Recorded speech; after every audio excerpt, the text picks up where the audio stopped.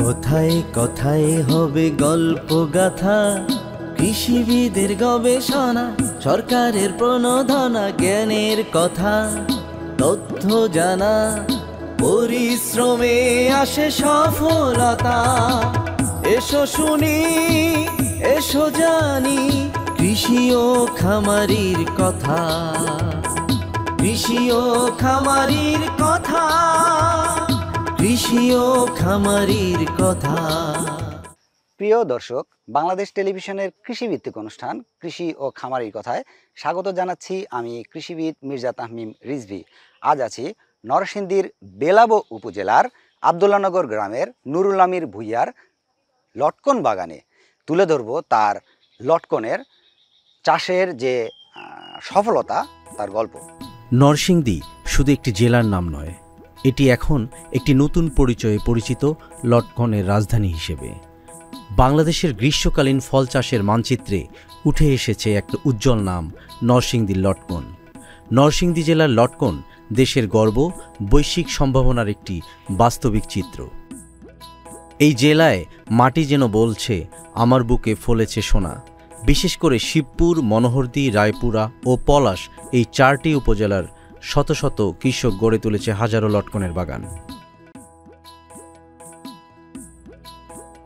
যেখানে একসময় ধান সবজি ছিল একমাত্র অবলম্বন, আজ সেই জমিতে ঝুলছে সোনালী সম্ভাবনা, থোকায় থোকায় মিষ্টি লটকন। বাংলাদেশে প্রতি বছর প্রায় 30,000 মেট্রিক টন লটকন উৎপন্ন হয়।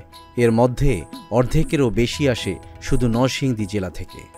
এমন বিপুল উৎপাদন এবং ফলের গুণগত মান নরসিংদীর লটকনকে পৌঁছে দিয়েছে বৈশ্বিক বাজারে। নরসিংদীর মাটি লটকনের জন্য উপযুক্ত, আবহাওয়া সহায়ক হওয়ায় উৎপাদন ভালো হচ্ছে। গত 5 বছরে প্রায় 12% বাগান বেড়েছে। প্রতি বছর প্রায় 300 মেট্রিক টন লটকন বিদেশে রপ্তানি হচ্ছে।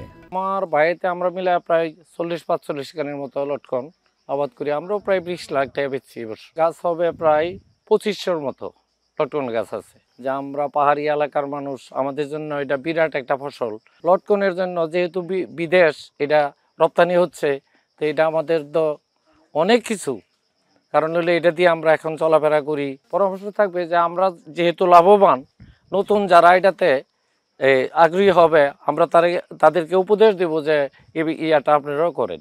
এই মিষ্টি সাফল্য এখন ছুঁয়ে যাচ্ছে বাহরাইন, সৌদি আরব, সংযুক্ত আরব আমিরাত, মালয়েশিয়া, কাতার সহ একাধিক দেশের বাজারে। বিশ্বের লটকনের চাহিদা বাড়ছে, কারণ এই ফল সমৃদ্ধ ভিটামিন সি ও অ্যান্টিঅক্সিডেন্টে। এটি শুধু সুস্বাদু ফল নয়, এ এক প্রাকৃতিক টনিক। চর্মরোগ, ঠান্ডা, হজমজনিত সমস্যা থেকে শুরু করে শরীরের রোগ প্রতিরোধ ক্ষমতা বাড়াতেও লটকনের জুড়ি নেই। নরসিংদী রায়পুরা থানা মহরতলা বাস স্ট্যান্ড হলে লটকনের লাগে সবথেকে বড় বাজার। এখান থেকে মাল কিনি, গৃহস্থ কৃষকের মাল লয়ে কৃষকের মন হিসাবে কিনি 150 টাকা, 60 টাকা, 140 টাকা কেজি ভালোগুলি। আবার নর্মালগুলি আছে 100 টাকা, 110 টাকা, 120 টাকা। আমরা তো এতগুলি মাল কিনি ইনশাল্লাহ, যদি আমরা 5 টাকা করে থাকে তো আমরা ইনশাল্লাহ খুব ভালো লাভবান হইতে পারি। কিনারও কষ্ট, কিনতে পারলে মোটামুটি লাভ আছে ভালো দিকে। ভোর 5টা থেকে বাজার শুরু হয়, 11টার দিকে বাজার শেষ। 11টা পর্যন্ত এখানে বাজার চলে। সারা বাংলাদেশের মানুষ পাইকারি কিনা এখান থেকে নিয়ে খুচরা অন্য জায়গায় বেছে। আমার মাল যা সিলেট, সুনামগঞ্জ, সাতক, দিরাই, শাসনা, বাদাঘাট, এই সব সুনামগঞ্জ জেলায় যা আর কি আমার মাল। কোয়ালিটি লটকন এটা কিনছে 120 টাকা, আরো কম দামিও আছে, আরো দামি লটকনও আছে, বুঝলেন। আবার এইদিকে আছে মনে করেন কিছু 140 টাকা লটকনও আছে কিনা কেজি, আবার হুদা 90 টাকা কেজিও কিনা আছে। এই যে এটা দেখেন, এটা মনে করেন হুদা কিনা এনো 70 টাকা কেজি। এটা গাছের গোড়া থেকে মগডাল পর্যন্ত থোকায় থোকায় ঝুলছে ফল। নরসিংদীর মরজাল, চৈতন্য এবং সৃষ্টিগড় এই বাজারগুলোতে এখন উৎসবের আমেজ। ঢাকা সিলেট মহাসড়কের পাশে প্রতিদিন বসে বিশাল লটকনের হাট। দেশের নানা প্রান্ত থেকে আসছে পাইকাররা। প্রতি মন লটকন আকার অনুযায়ী বিক্রি হচ্ছে 2000 থেকে 8000 টাকায়। নরসিংদীর মরজাল, বারৈচা ও চৈতন্য এই 3টি বাজারে প্রতিদিন ভোর 5টা থেকে বেলা 11টার মধ্যে লটকনের হাট বসে। সড়ক থেকে প্রতি ট্রাকে রঙিন থোকায় থোকায় ভরা লটকন হাজারো পাইকার কিনে নিয়ে যায়, যা দেশের বিভিন্ন অঞ্চলে ফলের দোকানে শোভা পায়। এরা আমার কাছ থেকে নিয়ে মনে করেন খুচরা বিক্রি করে। সিলেট, সুনামগঞ্জ লাভের পরিমাণ কথা কওয়া যায় না, লাভও আছে, লসও আছে। দুটোই আছে। আমরা মনে করেন যে লটকল যে বাজার আইতেছে ভালোটা ভালো খাসা করে ভালো সিস্টেম আনে আলাদা, আর খারাপটা একটু কম দামে মানে যেটা যেই দর এই দর মতো কিনি। মরজাল বাজার এখন জাতীয় বৃহৎ লটকন হাটে পরিণত হয়েছে। প্রতিদিন 5 থেকে 10 কোটি টাকার লেনদেন হয় এই হাটে। তবে এই সম্ভাবনার মাঝেও আছে কিছু চ্যালেঞ্জ। যথাযথ সংরক্ষণ ব্যবস্থা না থাকা, রপ্তানির জন্য প্রক্রিয়াজাতকরণ মানসম্পন্ন নয়, বাগানে আধুনিক প্রশিক্ষণের অভাব, প্যাকেজিং ও লজিস্টিক সমস্যা রপ্তানিতে বাধা সৃষ্টি করে। এই সমস্যাগুলোর সমাধান হলে লটকন হতে পারে আমাদের জাতীয় অর্থনীতির অন্যতম স্তম্ভ। প্রক্রিয়াজাতকরণ শিল্প গড়ে তোলা যেতে পারে। লটকনের জুস, জ্যাম, জেলি কিংবা ভেষজ ঔষধও হতে পারে বিশ্ববাজারে একটি ব্র্যান্ড। লটকন চাষের ফলে এই জমিটা মোটামুটি অনেক মূল্য হয়ে গেছে এবং বাচ্চু ইঞ্জিনিয়ার সাহেবের 70 বিঘা জমিতে 3000 লটকন গাছ আছে।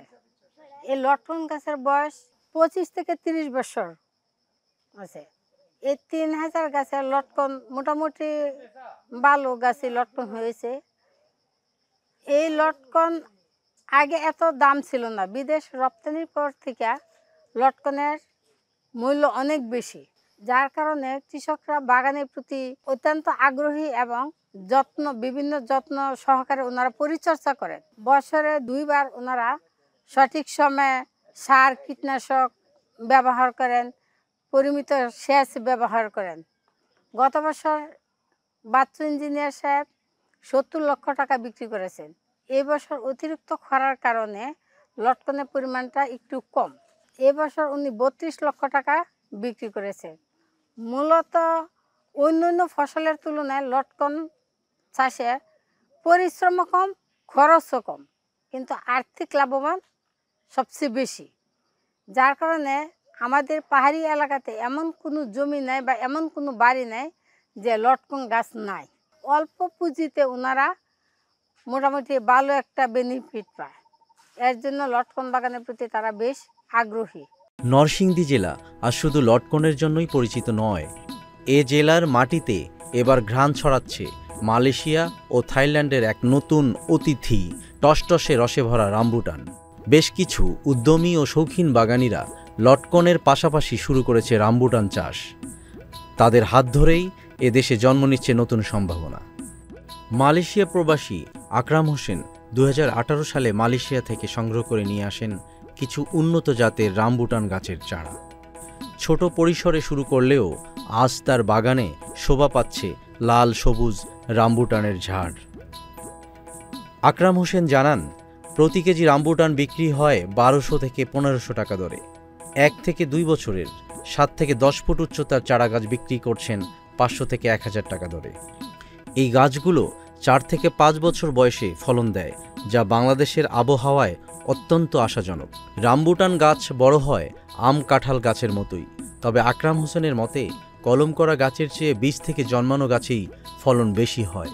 তিনি বলেন, মাত্র 10 থেকে 15টি গাছ থাকলেই ফল বিক্রি করে লক্ষাধিক টাকা আয় করা সম্ভব। লটকন চাষে সফল এই কৃষক এখন রামবুটান চাষেও দেখাচ্ছে সাফল্যের নতুন দিগন্ত। তার দেখাদেখি আরও অনেক কৃষক এখন রামবুটান চাষে উৎসাহিত হচ্ছেন। দর্শক, ঘুরতে ঘুরতে চলে আসলাম খুবই ব্যতিক্রমধর্মী একটি বাগানে। আমার হাতে যে ফলটি দেখতে পাচ্ছেন সেটি হচ্ছে রামবুটান। খুবই মূল্যবান একটি ফল, যেটি মালয়েশিয়া এবং থাইল্যান্ডের একটি জনপ্রিয় ফল। এখন বাংলাদেশে পাওয়া যাচ্ছে। আমাদের আকরাম হোসেন নামে একজন যুবক এটি চারা নিয়ে এসে বর্তমানে এখানে চাষ করছেন। আমরা শুনবো তার কাছ থেকে কিভাবে এটা সম্ভব হয়েছে। আমি 2014 সালে মালয়েশিয়াতে যাই। তো মালয়েশিয়াতে যাওয়ার পরে এই ফলটি আমি মালয়েশিয়া থেকে খাওয়ার পরে দেখলাম অনেক টেস্ট, অনেক সুস্বাদু। তো ভাবলাম মালয়েশিয়ার মাটির চেয়ে বাংলাদেশের মাটি অনেক ভালো মাটি, যে আমি ভাবলাম বাংলাদেশে যদি নিয়ে লাগাই তাহলে এই ফলটা অবশ্যই হবে। তারপর আমি 18 সালে দেশে আসলাম, আমার সাথে করে 10-15টা চারা নিয়ে আসলাম লাগেজ করে। তো বাংলাদেশে লাগানোর পর থেকে 3 থেকে 3.5 বছর পরে আমার বাগানে ফলন আসছে। তো এই ফল থেকে আমি নতুন চারা রোপণ করা শুরু করতেছি। চারা থেকে ফলন হয়েছে, ফলন থেকে আবার আমি চারা উৎপাদন শুরু করি। তো আমার কাছ থেকে এলাকার অনেক লোকে চারা নিয়ে কেউ 2, 4টা, 5টা, 10টা নিয়ে চারা লাগাইছে, তাদের বাগানে ফলন আসছে।